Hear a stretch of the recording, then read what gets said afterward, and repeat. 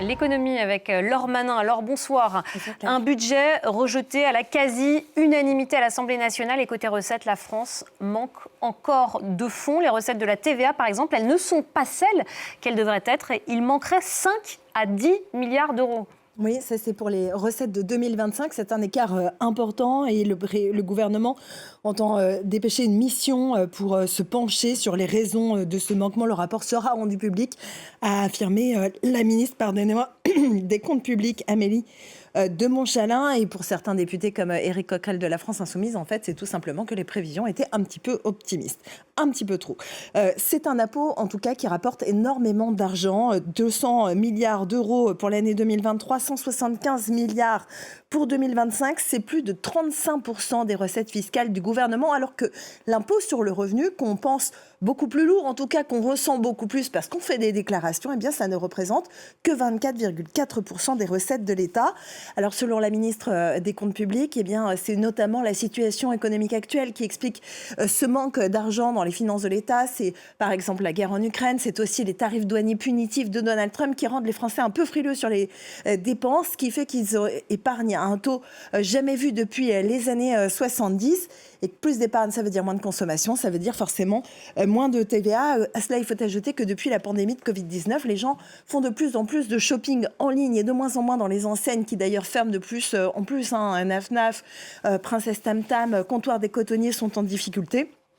Alors que Shein, Temu, Alibaba qui viennent de Chine se portent beaucoup mieux. Ce sont des enseignes chinoises qui vendent par des petits colis. Jusqu'à présent, il y avait une exonération de taxes pour les colis d'une valeur inférieure à 150 €. Cette exonération a été supprimée. Peut-être que ça changera un peu les choses à l'avenir. Et alors comment expliquer que les 5 à 10 milliards d'euros qui manquent aient pu échapper à la TVA ?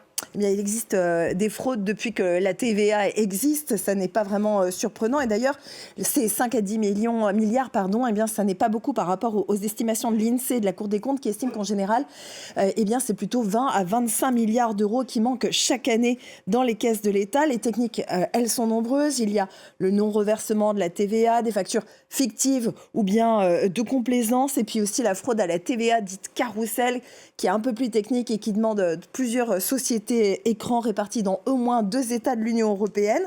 Le monde de l'automobile aussi semble avoir une spécialité pour les fraudeurs à la TVA. La semaine dernière, par exemple, une affaire d'importation de véhicules venus d'Allemagne a permis de voir que 7 millions d'euros avaient échappé à la TVA en France. En janvier, il y avait une autre arnaque du même type sur cette fois les automobiles de très grand luxe. Ça avait permis de détourner 10 millions d'euros. Alors, il existe des solutions, notamment la facturation électronique qui sera obligatoire à compter de septembre 2026. Notez tout de même que la France n'est pas la seule victime.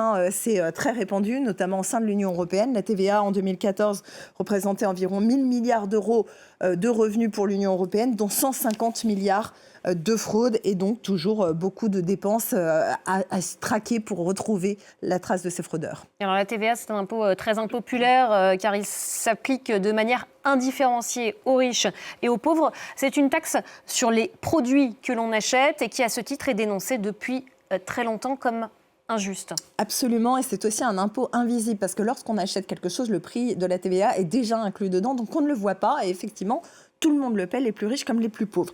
C'est une taxe ancienne, elle a plus de 70 ans et elle varie selon les secteurs. En général, c'est environ 20% de TVA sur les produits qu'on achète, mais ça varie, 5,5% par exemple pour les produits alimentaires, 10% dans une addition dans le secteur de la restauration, 2,1% pour les prix des médicaments qui sont remboursés par les sécurités sociales. Ça représente au total en fin de course environ 12% du budget des ménages et donc forcément c'est beaucoup plus lourd pour les ménages modestes qui n'ont pas vraiment la possibilité d'épargner et donc d'échapper à cet impôt. Ça fait très longtemps qu'il y a des débats autour de la TVA et de son injustice et la France Insoumise avait réussi la semaine dernière à faire voter précisément la suppression de la TVA sur les produits de première nécessité plus le gel des prix pour ces fameux produits, sauf que bien, le budget a été rejeté donc ça ne tiendra pas très longtemps. Sachez que malgré son impopularité, c'est un impôt qui existe dans l'immense majorité des pays du monde. 170 pays l'ont adopté, à la différence notable tout de même des États-Unis qui n'ont pas la TVA. Merci beaucoup Laure Manin, c'était l'économie.